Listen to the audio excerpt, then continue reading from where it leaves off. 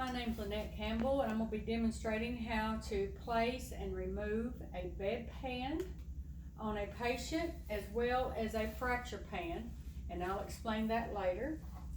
The first thing you want to know is if a female patient who's very weak or has had bed rest ordered uses a bedpan to void or to have a bowel movement. Of course, a male patient could use a urinal just to void, urinate, but he too would also have to have a bedpan and for a bowel movement. First of all, you need to ask the patient if they need to use the restroom. Especially before you start some kind of procedure, you'd want to check and get that out of the way. Even a bed bath, you would want to see if they need to go bathroom first. Determine the mobility to see if the patient can use a full-size bedpan or a fracture pan is needed. And like I said, the fracture pan is for a patient that is unable to assist, maybe had some kind of surgery or something, but we'll get to that in a minute. You'll gather your equipment, raise the head of the bed to the proper working height. You want them to sit up as much as possible, so we know if it's allowable. You have to find out if it's contraindicated that they be raised up too far. Okay, that's going to be based on the patient. Some people cannot raise up that high. Going to lower the side rail. As soon as I find out how, there we go. Okay, we're going to lower the side rail. Feel like I'm not walking away from the patient. Ask the patient to bend the knees and press down with the feet while you slip one hand under the lower back for assistance. Place an absorbent pad under the hips and buttocks. That's already on here. Most patients already have those there. Ask the patient to repeat this maneuver and place bedpan under the patient with the back rim at the end of the sacrum. Okay? So what we're going to do here is we're going to ask the patient to bend the knees if they can. And of course, we keep them covered as much as possible. And what the idea is that they can help you lift just a little, okay? And then you would place the bedpan as they lifted themselves up, and we're going to pretend he's doing it, just up under them just like this, and he's sliding down in the bed, but we're getting. And he would be able to hopefully use the restroom if he needed to. He could even go up, you could even raise him up higher to where he was actually at a 90-degree angle where he'd be able to use the restroom. Okay, now, if that patient is unable to assist you at all, I'm going to show you how to do that. Okay? We would lower the bed.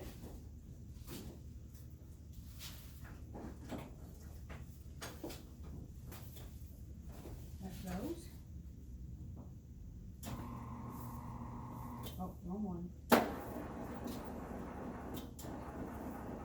Lower the bed back down as much as they can stand it.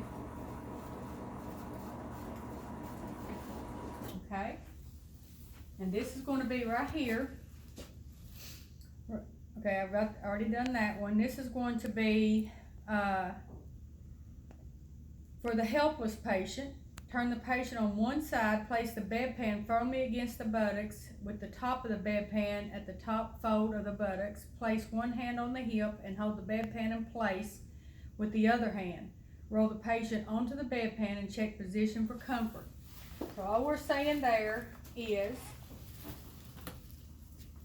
that the patient can hold themselves over, just so you see what I'm doing. You're just going to basically roll them, which the real patient wouldn't be that slippery. Because remember, this is for them to have a bowel movement. Of course, a man, this is a male patient, he would use a urinal for that. But the female patient may have to actually lay and do that if she's unable to raise up on her own. It just depends. Allow for privacy. Now, both of these maneuvers, if the patient is unable to help you, of course, you're going to have to wipe them when you remove the bedpan.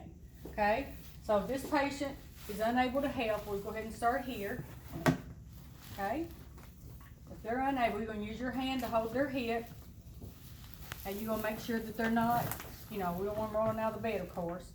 Then you, now just say there's or urine or feces in here, of course you don't want it to spill.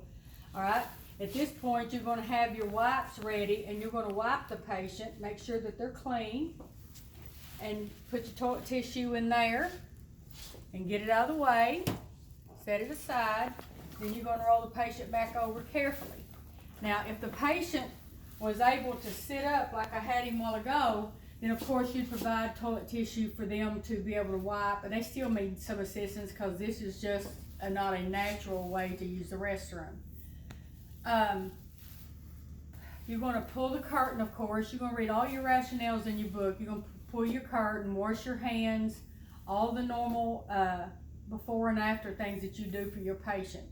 But that just gives you an idea that when you're rolling them over, let me demonstrate that one more time because I don't think I made that clear.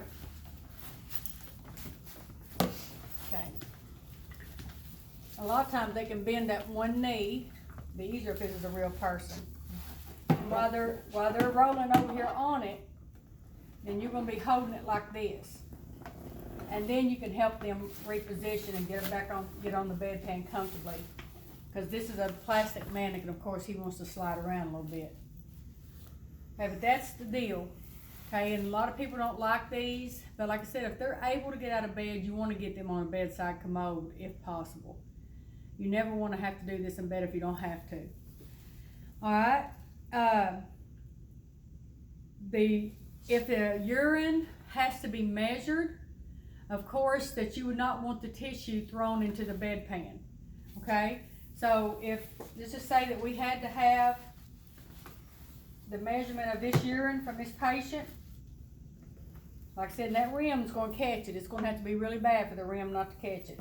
Okay, then you would help the patient wipe. Or if the patient was able to sit up and do their own, that they would have a waste basket for the toilet tissue. You do not want it in here if you have to measure, because this is going to soak up part of your fluid. So that would be a difference. Now, for the fracture bedpan, that is on page 552, which is going to be at the end of this skill on 29.1. And it says, when a patient cannot raise the hips or turn to the side, a fracture pan is used. It can be slid into place from between the patient's legs. That's the difference. The flattened portion of the pan is slipped under the buttocks. A trapeze bar requires upper arm strength, but the patient can self-position on the pan. So, if this patient did not need to move their hips in any form or fashion, then we can literally just do this. And if the patient has the trapeze bar, they can actually pull themselves up a little bit. But you can actually do this, and it slips up under the patient. And this is for the ones that, like I said, it'll be easier if it was a real person, and you slide the pan up under them that way. Okay, that's an option. Some patients, you end up having to change them and clean them anyway, and do the log roll movement and stuff like that you've had in your book. But that's how you would do a fracture bedpan. It goes in between the legs. And of course, you're always going to make sure that your patient can, they do as much as they can by themselves, and then you will assist. Thank you.